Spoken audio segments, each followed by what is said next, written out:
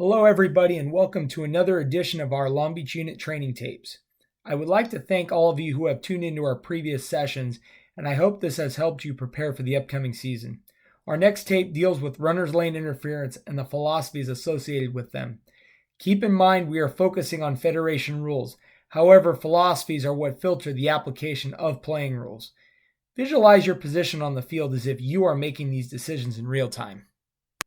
Rule 841G is what you will need to reference in regards to what constitutes a runner's lane violation.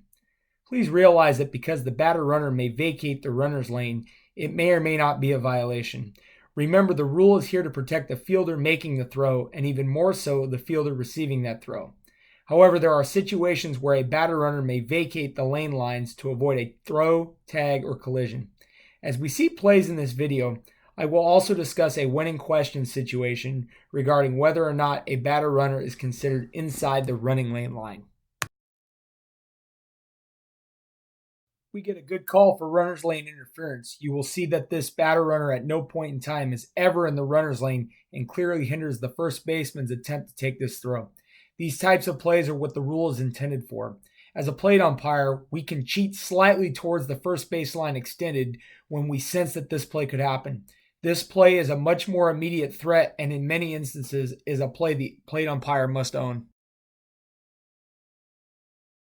I put this next play on here to talk about the mechanics of the plate umpire. Because this ball is on the infield, we will not have a rotation at third base, and we can be beneficial to the crew by working up the first base line to rule on a possible runner's lane violation as well as a potential overthrow. He does a good job getting an angle first to rule on whether or not the batted ball touched the batter runner in fair territory, and then immediately works back towards the first baseline to rule on a possible runner's lane violation.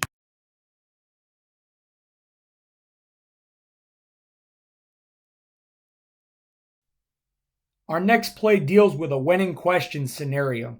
No matter what the rule states and the adverse effect involving in making these judgments, we must have philosophies that help us be consistent as a group. We want to put the batter runner inside the runner's lane, and when in doubt, he is inside rather than out. Ask yourself this question. If I were to call this, can we make this call 100% of the time as a group?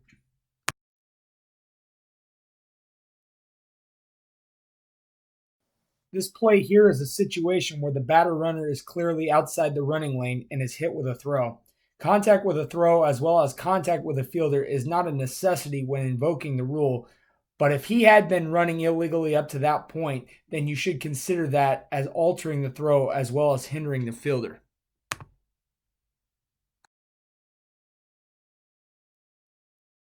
We get a call for runner's lane interference, and I'm glad we got this one. The fielder is unable to take this throw because of the batter runner's position outside of the running lane. Again, we do not need to have contact with the fielder, and the batter runner does not need to be hit by the baseball for runner's lane interference to be called.